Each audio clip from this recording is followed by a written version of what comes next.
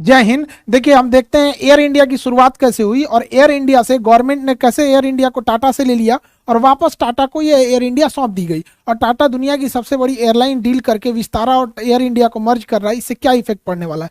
भारतीय air industries की जो होती है वो 1932 में इसकी शुरुआत होती है, जो कराची से हवाई जहाज से उड़ान भरती है और मुंबई तक आती है। इस जहाज को उड़ा रहे थे JRD टाटा। इन्हें फादर ऑफ इंडियन एविएशन के नाम से जाना जाता है। यह कराची से मुंबई डाक लेके चिट्ठी लेकर पहुंची थी। उसके बाद अंग्रेजों ने, उस समय JRD टाटा के पास एविएशन फ्लाइट उड़ाने का पायलट का सर्टिफिकेट था, इसलिए इनको अनुमति दे दिया गया और इस तरह से नींव पड़ी भारतीय एविएशन की। आज़ादी से पहले हमारे यहाँ वायु परिवहन प्रारंभ हो गए थे और देखते देखते टाटा अपनी बुलंदियां छूते गया और उस समय टाटा एयरलाइंस दुनिया की सबसे बेहतरीन सेवा देने वाली एयरलाइंस में हो गई थी। खुद JRD टाटा सफ़र किया करते थे और अगर कोई भी कमियां होती थी तो वो खुद उसको दूर करते थे। वो खुद एक पायलट थे और टाटा एयरलाइंस उस समय की सबसे बेहतरीन एयरलाइन हो गई। लेकिन जैसे देश आज़ाद हुआ उस समय सरकार प्राइवेट चीज़ों को अपने हाथ में लेना चाहते थे, क्योंकि जैसे ब्रिटिश ईस्ट इंडिया कंपनी एक प्राइवेट कंपनी बन के आई थी। तो नेहरू को जो उस समय थे प्रधानमंत्री, उनको ऐसा लगता था कि नहीं, हमें बहुत सारी चीज़ों को अंडरटेकिंग रख लेना चाहिए। इसी कड़ी में उन्होंने एयर इंडिया को एक्वायर कर लिया, राष्ट्रीयकरण कर दिया, जिसका नाम हो गया नेशनलाइजेशन। नेशनलाइजेशन 2 चरण में हुआ एयर इंडिया का। सबसे पहले 1947 जैसे देश आज़ाद हुआ 49%। उसके बाद 1953 में 100% एक्विजिशन हो गया गवर्नमेंट से। देखिए, जब किसी चीज़ को गवर्नमेंट खरीद लेती है तो उसे राष्ट्रीयकरण कहते हैं, क्योंकि गवर्नमेंट के पास अपना पैसा नहीं होता है, राष्ट्र का पैसा होता है, नेशन वेल्थ होता है उसके पास। जैसे हमारी कोचिंग है, अगर गवर्नमेंट एक्वायर करेगी तो पूरा पहले वैल्यूएशन निकालेगी, हाँ इसका इस कोचिंग में इतना खर्चा है, इतने स्टाफ है, इतने तरह तरह के सामान, पैनल, कैमरा, ये सब लगे हैं, उसको एक्वायर कर लेगी, तो हमारी कोचिंग हो गई राष्ट्रीयकरण। तो गवर्नमेंट जब किसी प्राइवेट चीज़ों को उसका पैसा दे देती है कि लो भैया इतना तुम्हारा वैल्यूएशन हुआ और ये कंपनी हमें दे दो, तो वो चीज़ें हो जाती हैं राष्ट्रीयकरण। सरकार ने बैंकों का भी राष्ट्रीयकरण किया था, एयर इंडिया का भी राष्ट्रीयकरण हो गया। इसी के साथ टाटा एयरलाइन जो हो गई थी वो एयर इंडिया हो गई और ये पूरी तरह से गवर्नमेंट के हाथ में चली गई। अब जानते हैं गवर्नमेंट के हाथ में जाने के बाद यहाँ पे अधिकारी लोग का बोलबाला हो जाता है और धीरे धीरे एयर इंडिया के बुरे दिन चालू हो गए। और एयर इंडिया देखते देखते 70 सालों में इतना बुरा हाल हो गया कि प्रतिदिन एयर इंडिया को 20 करोड़ का लॉस लगता था। प्रतिदिन 20 करोड़ का लॉस हो गया। इतना हालत खराब हो गया एयर इंडिया को कि इसको हैंगर में रखने का भी पैसा नहीं निकलता था। गाड़ियां, सॉरी, जो एयरलाइन जहां रहती हैं मेंटेनेंस वगैरह के लिए, उसे हैंगर कहते हैं, उसका चार्ज देना पड़ता है। बहुत डिफिकल्टीज में चली गई एयर इंडिया। तो गवर्नमेंट ने देखा कि इतना लॉस उठाने से बेहतर है इसकी बोली लगा के इसे हैंड ओवर कर दिया जाए। तो टाटा के लिए ये एक अपॉर्चुनिटी था अपनी खोई हुई संपत्ति वापस लेने की। 18,000 करोड़ की बोली लगाकर टाटा एयरलाइंस ने, टाटा ने इसे एक्वायर कर लिया, इसके पूरे फ्लीट यानी पूरे बेड़ा को एक्वायर कर लिया। 70 साल के वनवास के बाद जो JRD टाटा से एयर इंडिया को लिया गया था, वापस रतन टाटा को एयर इंडिया पूरे फ्लीट के साथ उसे लौटा दिया गया। एक लंबा वनवास काटना पड़ा एयर इंडिया को वापस आने के लिए और ये गवर्नमेंट का बहुत सही डिसीजन था।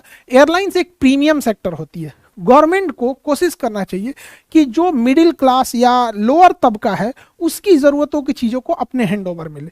जो प्रीमियम कैटेगरी की चीज़ें हैं वो प्राइवेट ही उसे अच्छे से हैंड ओवर कर पाते हैं, उसे अच्छे से डील कर पाते हैं।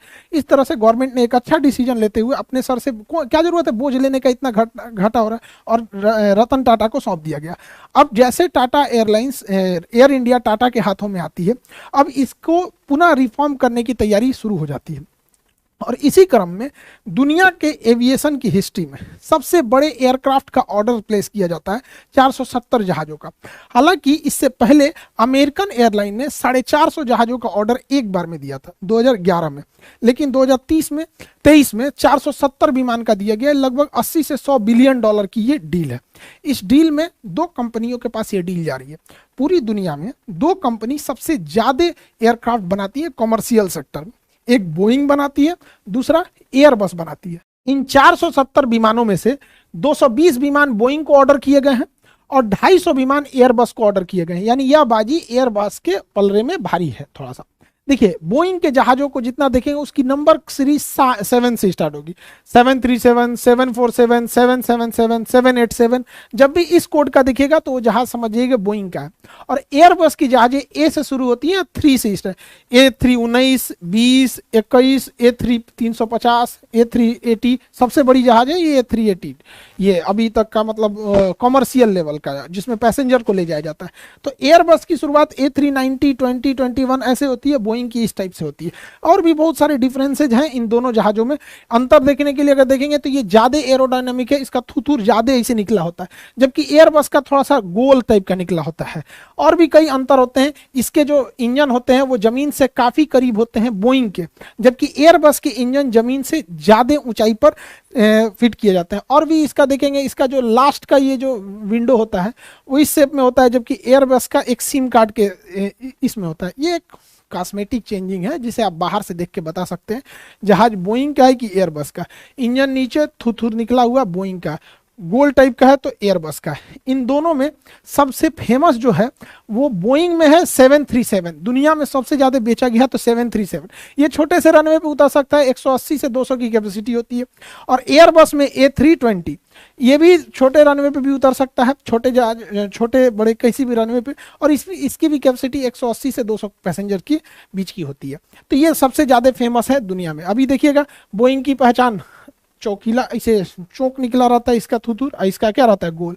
एक और चीज होता है, इसके जो नोज व्हील के पास कवर बड़ा नहीं रहता है, इसके नोज व्हील के पास ये बड़ा सा कवर होता है। तो कुछ चीजें हैं कॉस्मेटिक जिसमें आप देख सकते हैं। अभी इन्हीं दोनों को ऑर्डर किया गया है, बोइंग और एयरबस को। इनके मैन्युफैक्चरिंग में 10 से 12 साल का लगेगा। ऐसा नहीं है कि अभी टाटा ने ऑर्डर किया अगले दिन से बन के आ जाएगा। पापड़ नहीं छानना है, जहाज बनना है। इसके इंजन कहीं और बनते हैं, पार्ट पुर्जे कहीं और बनते हैं यहाँ पे, तो इसको काफी मेहनत होगा। Rolls Royce engine, mainly Rolls Royce engine बनाती है। इंजन के मैन्युफैक्चरिंग में रोल्स रॉय का एक दबदबा है। रोल्स रॉय कंपनी ब्रिटेन की है, वहां से इंजन होगा, वहां के लोगों को रोजगार मिलेगा। एयरबस फ्रांस की कंपनी है, वहां पे एयरबस बनेगी, वहां के लोगों को रोजगार मिलेगा। बोइंग यूएस की कंपनी है, वहां पे रोजगार मिलेगा। बोइंग में एक और चीज देखिएगा, बोइंग के कुछ जहाजों में ये हम्प निकला होता है, ये हल्का सा उठा रहता है। एक्चुअली इसकी कहानी ये है कि ये यूएस एयरफोर्स के लिए बनाया जा रहा था, मिलिट्री एयरक्राफ्ट, लेकिन बोइंग से ऑर्डर ये हट के लॉकहीड मार्टिन के पास चला गया। तो बेसिकली इसे इसलिए उठाया गया था ताकि आगे से कार्गो लोड किया जा सकते। बाद में इतना हैवी खर्चा हुआ था तो बोइंग ने इसे कॉमर्शियल एयरलाइन बना के मिलिट्री के जगह पे आम पब्लिक के लिए सौंप दिया। तो ये पूरी ओवरऑल की ये डील है। अब एयर इंडिया जो है उसके पास पहले से विस्तारा एयरलाइंस थी, इन दोनों को मर्जर किया जा रहा है। ये मर्जर पूरी दुनिया में बहुत बड़ा प्रभाव छोड़ेगा। विस्तारा एयरलाइन टाटा और सिंगापुर का एक ज्वाइंट वेंचर है। इसकी शुरुआत 2015 में हुई थी। इसमें टाटा का 51% हिस्सेदारी था और सिंगापुर एयरलाइंस की 49% हिस्सेदारी से ये विस्तारा चल रही थी। जो लोग विस्तारा में सफर किए होंगे उन्हें पता होगा ये काफी प्रीमियम सर्विस देती है। इसको ऐसा लगता है कि हाँ फुल सर्विस एयरक्राफ्ट है। फुल सर्विस एयरक्राफ्ट उसे कहा जाता है। हालांकि एयर इंडिया भी फुल सर्विस एयरक्राफ्ट है, मतलब इसमें बिजनेस क्लास भी रहेगा, वीआईपी सीट, इकोनॉमिक भी रहेगा, प्रीमियम इकोनॉमी भी रहेगा, मतलब हर तरह की सीटिंग रहेगी यहाँ पर। तो इसकी फैसिलिटीज काफी बेहतरीन थी। एयर इंडिया की भी बेहतरीन थी, सरकारी हाथ में गया था तो गड़बड़ा गया था। अब इन दोनों का मर्जर कर दिया गया, दोनों का आपस में मर्जर कर दिया गया। मर्जर से ये हुआ कि ये छोटी एयरलाइन थी, इसका मर्जर बड़ी एयरलाइंस में हुआ। टाटा इसमें भी था, टाटा इसमें भी था। अब बात अटक जाती है सिंगापुर एयरलाइन की, क्योंकि सिंगापुर एयरलाइन की हिस्सेदारी इसमें थी। डायरेक्ट आप बिना पूछे मर्जर नहीं कर सकते। तो सिंगापुर एयरलाइन का कहना था कि भैया एक काम करो, हमसे 2000 करोड़ और ले लो। तो सिंगापुर एयरलाइन मर्जर के बाद इसमें 2000 करोड़ रुपए और डालेगा और एक बड़ी एयरलाइन यानी एयर इंडिया में सिंगापुर एयरलाइन की हिस्सेदारी 25% हो जाएगी और टाटा की हिस्सेदारी 75% हो जाएगी। सिंगापुर एयरलाइन भी बहुत बेहतरीन फैसिलिटी के लिए जाना जाता है। तो ये मर्जर के बाद अब ये हाल हो जाएगा एयर इंडिया के पास। इससे कई फायदे होंगे। देखिए, दो अलग अलग एयरलाइन के कर्मचारी कभी एक दूसरे में ओवरलैप नहीं कर सकते। तो होता क्या था कि मान के चलिए ये वाला है विस्तारा का और ये है एयर इंडिया का। अब इसमें जहाज आने वाली है 10 बजे और इसकी जहाज आने वाली है 9 बजे। तो 9 बजे इसका पूरा स्टाफ बिजी हो जाएगा और इसका वाला टुकु टुकु देखेगा मेरी जहाज तो 10 बजे आने वाली है। तो लगेज काउंटर पे कोई पूरा बिजी है, कोई फुल टू एकदम खाली बैठा है। तो अगर दोनों एक साथ मर्ज हो जाएंगे तो दोनों एक साथ वर्क करेंगे, इससे कॉस्टिंग भी बचेगी, अलग सैलरी इनको ना देने की, एक ही से क्या हो जाएगा, दोनों के हेल्प हो जाएंगे, एक साथ काम हो जाएगा। इसके अलावा अन्य सारे स्टाफ में देखेंगे बचे। बोर्डिंग काउंटर पे क्या है कि अगर विस्तारा की बोर्डिंग हो रही है एयर इंडिया वाला चुपचाप देखेगा मुंह। तो ये इसका हेल्प नहीं कर सकता, इसका नहीं कर सकते, क्योंकि सबके ड्रेस अलग होते हैं, सबके अलग होते हैं, कंफ्यूज हो जाएंगे यात्री सभी इसमें। तो अभी मर्जर से क्या हो जाएगा, स्टाफ भी कम स्टाफ मिलके, दोनों के स्टाफ मिलके ज्यादा वर्क कर सकते हैं। यहाँ पर बसेज क्या होती हैं, सारे एयरलाइंस की अलग अलग बसेज होती हैं। तो अब विस्तारा की अलग, एयर इंडिया की अलग, मर्जर करने से दोनों को फायदा हो जाएगा, कॉस्ट कम आएगी। और भी क्या है, मेंटेनेंस मशीनरीज में ज्यादा कम खर्चा। जो पुश बैक एक ट्रक होता है, जहाज पीछे नहीं जाती है अपने इंजन के, हालांकि जा सकती है लेकिन इंजन पे बुरा असर पड़ता है, इसलिए उसको ढकेल के पीछे करना होता है। तो अलग अलग एयरलाइन अपने लिए पुशबैक मशीन रखती है अलग अलग। पैसेंजर को चढ़ाने लोड करने के लिए, खाने पीने के सामान लोड करने के लिए, लगेज चढ़ाने लोड करने अनलोड करने के लिए, तो अलग जितनी एयरलाइंस अलग अलग रहेंगे, विस्तारा अलग, एयर इंडिया अलग, तो क्या है कि एक ही चीज के लिए 2 बार खर्च करने पड़ेंगे। ऐसे क्या है कि मर्ज कर दिया गया, एक ही से काम हो जाएगा, दोनों का इसमें फायदा हो जाता है। सफाई कर्मचारी सबके अलग अलग होते हैं, मर्जर के बाद सबके सफाई जरूरी होता है। दोनों का जब मर्जर हो जाएगा तो पायलट भी हैं, इसके पायलट इसको उड़ा सकते हैं, इसके पायलट इसके उड़ा सकते हैं। दोनों का मर्जर होने से ये फायदा है। केबिन क्रू इसके भी, दोनों के मर्ज हो जाएंगे। इस मर्जर और 470 प्लेन के डील से जो सबसे बड़ा फायदा हुआ है वो ये हुआ है कि टाटा अब इंडिया में ही एक एरोनॉटिक्स एकेडमी डालेगा जहां पायलटों को ट्रेनिंग दी जाएगी, क्योंकि इतने ज़्यादा पायलट्स की जरूरत पड़ेगी। एक जहाज पर लगभग 12 पायलट की जरूरत होती है, तो लगभग 6000 पायलट की जरूरत तो इनको टाटा को ही पड़ने वाली है। तो 6000 पायलट की जरूरत पड़ेगी तो दूसरे जगह भेज के सिखाने की क्या जरूरत है, इंडिया में ही एक एकेडमी डाल दीजिए, साथ में एक मेंटेनेंस सेंटर डाल दिया जाएगा, क्योंकि भारी भड़कम जहाज है, यहीं पे इंजीनियर रहेंगे, अपना मेंटेनेंस करेंगे। तो मेंटेनेंस और एविएशन में काफ़ी ज़्यादा इसमें कॉस्ट कटिंग होगी, और एयरलाइंस में कॉस्ट कटिंग रहना जरूरी है, क्योंकि इसमें फ्यूल कंजम्पशन बहुत ज़्यादा होता है, तो हर जगह से आपको कॉस्ट कटिंग करनी पड़ती है। इससे कर्मचारी भी बचेंगे, दोनों के मर्जर से कई सारे कर्मचारी, चाहे वो मेंटेनेंस हो या ग्राउंड फोर्स की स्टाफ हो, इससे फायदा एक और होगा, ज़्यादा से ज़्यादा रूट कवर होगा। छोटे से छोटे गाँव तक में भी, मतलब छोटे से छोटे शहर तक में भी एयरलाइंस अगर संख्या ज़्यादा रहेगी तो उसे पहुँचने में आसानी हो जाएगी। अब देखिए, एक जहाज जो होती है उसमें कई सारे वर्कर काम करते हैं, तो टाटा जो 470 प्लेन का ऑर्डर प्लेस किया है, इसके लिए 65,000 लोगों की जरूरत पड़ेगी। तो 65,000 लोगों को तो डायरेक्ट इसने रोजगार दे दिया, यानी 65,000 घरों का चूल्हा जलेगा इस एक डील की वजह से। एक जहाज पे अगर आप 12 पायलट लेते हैं तो अलग अलग एयरलाइंस का अलग अलग है। हम लोग एक तुलनात्मक अध्ययन करके देखते हैं। इंडिगो एक जहाज को ऑपरेट करने के लिए 95 स्टाफ को रखता है, इसमें पायलट, क्रू और ग्राउंड फोर्स सब शामिल है। 95 ऐसे समझिए, क्योंकि इंसान की कैपेसिटी तो 8 घंटे ही काम करने की है, मशीन की कैपेसिटी तो 24 घंटा उड़ाओ भैया उसको। एक सुबह की भी फ्लाइट है, रात में भी फ्लाइट है, तो इस 95 को आप 3 स्लॉट में बांट सकते हैं, 8-8 घंटा करके, यानी 30-30 के स्लॉट में 3 स्लॉट इसको रखेगा। आप ऐसे ओवरव्यू में समझिए कि एक बार में 95 नहीं रहते हैं। अगर कोई जहाज है, सुबह 9 बजे उतरा, फिर इसकी एक अगली फ्लाइट रात 2 बजे तक है, तो जो स्टाफ सुबह 9 बजे ड्यूटी पे आया था उसको आप रात 2 बजे तक नहीं रखेंगे ना, उसके लिए एक अलग स्लॉट रखेंगे। तो ये 95 क्या है ना, इसमें स्लॉट भी बटे होते हैं। लेकिन इतना माइंड मेकअप करके इंडिगो चलती है कि उसके पास एक एयरक्राफ्ट है तो 95 एवरेज स्टाफ लेके चलती है। वहीं एयर इंडिया 141 लोगों को लेके चलती है, उसके हिसाब से इतने चाहिए। कतर एयरवेज जो है उसमें 133 लोगों की जरूरत होती है एक फ्लाइट के हिसाब से, ठीक है। जबकि अच्छी सुविधा देने के मामले में एमिरेट्स और एतिहाद पूरी दुनिया में फेमस है। एमिरेट्स में 231 क्रू मेंबर की टोटल इसमें जरूरत पड़ती है, 231। एतिहाद के लिए 211। पाकिस्तान एयरलाइन पीआईए के लिए एक जहाज ऑपरेट करने के लिए 550 लोग। भैया अच्छा ट्रेनिंग दो, अच्छे लोगों को रखो, ज्यादा काम करेंगे सब। भ्रष्टाचार कितना ज्यादा है किसी देश में, आप आइडिया लगा सकते हैं। तो पाकिस्तान में अभी इसके ऊपर इंक्वायरी हुई थी, तो अभी इन लोगों ने भी घटाया कि भैया दुनिया के इतने अच्छे अच्छे जहाजों को उड़ाने के लिए इतने कम लोग मिलकर अच्छे से उड़ा दे रहे हैं, तुम लोग क्या कर रहा है जो इतने जरूरत है। भ्रष्टाचार समझते हैं, आज उसकी दुर्दशा इसी वजह से हुई है। करप्शन किस हाई लेवल पे गया है जिसका कोई हद नहीं। पता नहीं क्या कर रहे थे उसके एविएशन वाले, ये सब चीज नहीं देख रहे थे। देखिए, इस डील में 2 तरह के जहाजों को शामिल किया गया है, वाइड बॉडी एयरक्राफ्ट और नैरो बॉडी। वाइड बॉडी मतलब चौड़े जहाज, नैरो मतलब पतले। नैरो जहाज में बीच में बस एक रास्ता होता है, 3 सीट इधर 3 सीट इधर होती है, यानी 6 सीट होती है। A B C D E F, यहां से बाईं ओर से शुरू होता है, ए से उधर एफ तक जाता है। वही वाइड बॉडी में चौड़े एयरक्राफ्ट होते हैं, उसमें 2 रास्ते होते हैं, एक रास्ता ये हो गया, एक रास्ता ये हो गया। इसमें कुछ सीटें इधर होती हैं, कुछ बीच में होती है, कुछ उधर होती है। अब ये एयरलाइंस की अपनी सीटिंग अरेंजमेंट के हिसाब से अपना सेट करते हैं, बट ये चौड़ी होती है, ये पतली होती है, ठीक है। दुनिया में ज्यादा ये नैरो बॉडी ही चलती है, लेकिन जब लंबी दूरी तक जाना होता है तो वाइड बॉडी एयरक्राफ्ट को प्रीफर किया जाता है। कुछ लोगों का कहना है कि विस्तारा ज्यादा सुविधा देती थी एयर इंडिया के तुलना में। देखिए, एयर इंडिया सुविधा बहुत अच्छी देती थी, बशर्ते ये सरकारी हाथ में चली गई थी। अब विस्तारा का मर्जर इसमें क्यों कर दिया गया, जिसके रीजन है, एयर इंडिया के पास रूट ज्यादा है, फैसिलिटी ज्यादा, एयरक्राफ्ट ज्यादा। ये अभी नई एयरलाइंस थी और छोटी है, हालांकि इसने बहुत कम समय में बहुत अच्छी बुलंदियां हासिल करी। इससे एक और प्लस पॉइंट है एयर इंडिया के साथ, एयर इंडिया स्टार एलायंस का ग्रुप है। देखिए, पूरी दुनिया में एयरक्राफ्ट की अपनी एक लॉबिंग चलती है, गुटबाजी चलती है, ग्रुप चलती है, जिसमें सबसे बड़ा ग्रुप जो है वो स्टार एलायंस का है। स्टार एलायंस में 26 कंपनियां आती हैं अलग अलग। ये दुनिया में तीन ग्रुप में सबसे बड़ा एक ग्रुप है वन वर्ल्ड, एक ग्रुप है स्काई टीम, उसमें सबसे प्रीमियम ग्रुप जो होता है उसको कहा जाता है स्टार एयरलाइंस। स्टार एयरलाइंस की फ्लाइटें इंटरनेशनली ज़्यादा रूट कवर करती हैं, उन्हें लंदन, न्यूयॉर्क, वाशिंगटन जैसे एयरपोर्ट पे इजीली स्लॉट मिल जाता है, जिससे कि वो वहाँ पे लैंड कर सकते हैं, इजीली सुविधाएं मिल जाती है। इस स्टार एयरलाइंस के 26 एयरलाइंस के ग्रुप में एकमात्र इंडियन कंपनी एयर इंडिया है, बाकी इंडिया की कोई कंपनी नहीं है किसी ग्रुप में यहाँ पे। तो ये बड़ा प्लस पॉइंट होता है कि इंटरनेशनल रूट कवर करने में एयर इंडिया को आसानी होती है। और एयर इंडिया स्टार एयरलाइंस के ग्रुप में 2014 में शामिल हुआ था, इसलिए जो लोग फ्लाइट में सफर किए होंगे वो देखिएगा एयर इंडिया के जहाज के आगे ये लोगो मिलेगा।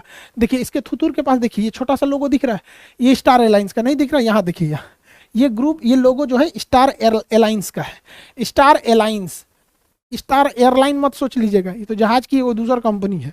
ये ग्रुप का नाम है स्टार एयरलाइंस, ये एयरलाइंस है ग्रुप, और ये स्टार एयर है, इसको तो एक अलग कंपनी है। तो आप एयर इंडिया के जहाज़ों पे देखेंगे, इससे क्या है इंटरनेशनल रूट कवर करने में इजी हो जाता है। तो एयर इंडिया से फ़ायदा ये होगा एयर इंडिया और विस्तारा को मिलाने से, क्योंकि विस्तारा की फैसिलिटीज अच्छी थी, उसमें बिजनेस क्लास भी बहुत बेहतरीन था। लंबी दूरी करने के लिए बिजनेस क्लास ज़्यादा प्रीफर किया जाता है, मतलब बिजनेस क्लास प्रीमियम लोगों के लिए होता है।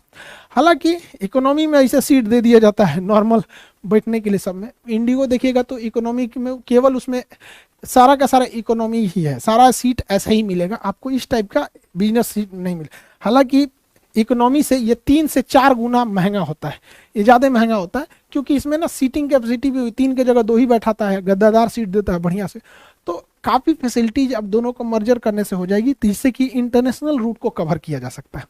तो स्टार एयरलाइंस का ग्रुप होने से सबसे बड़ा जो फायदा होगा एयर इंडिया को, वो ये फायदा होगा कि इंटरनेशनल रूट को कवर किया जाएगा। इंटरनेशनल रूट को देखिएगा तो इंडिया का वहाँ दबदबा बहुत कम है। वहाँ पे थाई एयरवेज है, एहतियात है, एमिरेट्स है, ब्रिटिश एयरवेज है, ये अमेरिकन एयरलाइन, इन लोग का दबदबा है। हम लोग का डोमेस्टिक में दबदबा है, डोमेस्टिक में, लेकिन इंटरनेशनल रूट में हम लोग का दबदबा नहीं है। तो इससे क्या है कि इंटरनेशनल रूट में हम लोग को काफ़ी ज़्यादा फायदा मिलने वाला है। इसके अलावा अगर देखिएगा तो इंडिया का डोमेस्टिक मार्केट में जो घरेलू उड़ान है उसमें 56-56% हिस्सेदारी इंडिगो की अकेले है। वहीं एयर इंडिया ग्रुप की जो 3 एयरलाइंस है, एयर इंडिया, विस्तारा और एयर एशिया, इन तीनों को मिला देंगे तो 24% हिस्सेदारी है। लेकिन इतने बड़े ऑर्डर के बाद टाटा एक लंबी छलांग लेने वाला है। अब भारत में एयरलाइंस के बीच में कंपटीशन होगा, कंपटीशन हो अच्छी बात है, सर्विस अच्छी मिलेगी, फैसिलिटीज अच्छी मिलेगी, ज़्यादा से ज़्यादा किराए में कमी आएगी, एक आम इंसान भी सफ़र, हवाई सफ़र को अच्छे से कर सकता है। अब टाटा की एयर इंडिया अगर इतना बड़ा ऑर्डर कर रही है तो जो इंडिया में सबसे बड़ी घरेलू उड़ान को इंडिगो देखती है वो शांत तो बैठेगी नहीं। इंडिगो की जो शुरुआत हुई थी 2005 में हुई थी, उन्होंने 100 जहाज़ का ऑर्डर दिया था, 2011 में 180, 2016 में 400 जहाज़ों का, 2020 में 300 जहाज़ों का ऑर्डर दिया था। अभी इसमें से आधे जहाज ही आए हैं, अभी आधा आना बाकी है। यानी एयर इंडिया की तो जहाज़ों का आना ही चालू होगा 2030 के आसपास में, उसके पहले एयर इंडिया की ये सारी जहाज़ें आने लगेंगी। और अभी खबर ये आ रही है कि एयर इंडिया को देखकर इंडिगो एयरलाइंस भी, जो ये सारी जो इंडिगो की एयरलाइंस है, इसने भी अभी लगभग 500 और जहाज़ों का, नए जहाज़ों का ऑर्डर का मन बना लिया है। और अगर ये रियलिटी में हो जाता है तो पूरी दुनिया के एविएशन में भारत का दबदबा हो जाएगा। क्योंकि अब ये क्या है ना, इंडिगो भी तो शांत बैठने वाला नहीं है। इंडिगो क्या कर रहा है, ये अपने नए रूट्स को आगे कर रहा है। वर्जिन एयरलाइंस के जो रिचर्ड ब्रेंसन ने, उन्होंने कहा था कि अगर आपको बहुत जल्दी करोड़पति बनना है तो अरबों रुपए के साथ, मतलब एक हैवी कैपिटल के साथ आपको एयरलाइंस इंडस्ट्री चालू करना चाहिए। क्योंकि एयरलाइंस में वही जो जी सकता है जिसके पास बहुत ज़्यादा पैसा है, बहुत खर्चीला इंडस्ट्री होता है ये एयरलाइंस इंडस्ट्री यहाँ पर। अब देखिए भारत में क्या है, आज की ये कंपनियाँ इतने जहाज़ों को क्यों खरीद रही हैं, इतनी ज़्यादा जहाज़ों को खरीदने के रीजन भी है भारत सरकार का उड़ान योजना। भारत सरकार बहुत सारे नए एयरपोर्ट को बढ़ावा दे रही है और लगभग 90,000 करोड़ रुपए से नए नए एयरपोर्ट को बनाया जा रहा है, जिसमें सबसे बड़ा बनाया जा रहा है नोएडा के जेवर एयरपोर्ट को। अभी लंबा समय लगेगा उसमें, 90,000 करोड़ रुपए जब इन्वेस्ट किया जा रहा है। और अभी भारत में घरेलू उद्योग में, घरेलू उड़ान में केवल 5% लोग हवाई जहाज का सफर करते हैं। 5%, सोचिए अगर 5% सफर करते हैं तो ये हाल हो रहा है। जिस दिन अगर ये 15 से 20% सफर होने लगेगा, अगर ज्यादा एयरपोर्ट की कनेक्टिविटी हो जाएगी, अच्छे एयरपोर्ट, अब जैसे पटना एयरपोर्ट जैसे नहीं, 9,000 फीट रनवे होना चाहिए, 7,000 है यहाँ पे, बहुत खतरनाक एरिया है यहाँ पे, उतना ध्यान नहीं दिया जाता है बिहार को। तो अगर ज्यादा से ज्यादा लोग सफर करने लगेंगे तो इससे ज्यादा एयरलाइंस को मुनाफा होगा। टाटा की एयर इंडिया सिंगापुर के साथ टाई अप कर रही है, सिंगापुर एयरलाइंस के साथ। वहीं इंडिगो जो है टर्किश एयरलाइन के साथ ऐसा टाई अप कर रही है। आखिर इस टाई अप के पीछे मेन रीजन क्या है समझिए। ये लोग बड़ी खुशहाली में खुश हो रहे हैं लोग, अभी इन लोग को समझ में नहीं आ रहा मेन क्या चीज चल रहा है यहाँ पे। देखिए, टाटा सिंगापुर के साथ टाई अप कर रही है, इंडिगो टर्किश एयरवेज के साथ टाई अप करी। इसका मेन रीजन समझिए, सिंगापुर का इस एरिया में दबदबा है, सिंगापुर एयरलाइन का इस एरिया में दबदबा है। टाटा के टाई अप से ये मार्केट पूरी तरह से कब्जा हो जाएगा, एशिया वाला। वहीं अगर आप बात करेंगे टर्किश एयरवेज की, तो टर्किश एयरवेज की यूरोप और अमेरिका में दबदबा है। इंडिगो के इसके टाई अप होने से पूरी देख रहे हैं पूरी दुनिया में इंडियन जहाज का दबदबा हो जाएगा। इन्हें लग रहा है कि हमारे यहाँ से जहाज खरीदा गया बोइंग, इनको लग रहा है इनके यहाँ से एयरबस खरीद लिया गया। ये इंग्लैंड वाले खुश हो रहे हैं कि रोल्स रॉय का इंजन अरे भैया एक के बार ना खरीदा गया, खरीदाया तो एक के बार, उड़ेगा दिन में 20 बार। और जब उड़ेगा तो इन लोगों की जो एयरलाइंस की कंपनी मार, ब्रिटिश एयरवेज, अमेरिकन एयरलाइन, इन लोग का दबदबा अब कम हो जाएगा यहाँ पर। इससे बहुत बड़ा चेंजिंग देखने को मिलेगा ग्लोबल एविएशन मार्केट में। आई होप आप उसे समझे होंगे। अभी नेपाल में जो विमान दुर्घटना हुआ था उसकी भी जांच रिपोर्ट आ गई। वो विमान क्यों दुर्घटना हुई थी, एक पायलट की छोटी सी गलती से इतने लोगों की जान चल गई, इसको भी हम समझेंगे लोग अभी उसको नेक्स्ट वीडियो में। अभी आप लोग का एनसीईआरटी का ओल्ड एनसीईआरटी और न्यू एनसीईआरटी, इसके भी एक हफ्ते के अंदर बैच आ जाएंगे ओल्ड और न्यू एनसीईआरटी के। और आपका 21 तारीख से फिजिक्स स्टार्ट हो जाएगा सुबह 9 बजे से। फिजिक्स के बैचेज जो होंगे जितने लड़के हैं वो एप्लीकेशन में 21 तारीख से सुबह 9 बजे फिजिक्स स्टार्ट हो जाएगा। आई होप आप इस टॉपिक को समझे होंगे। मिलेंगे नेक्स्ट क्लास में। जय हिंद।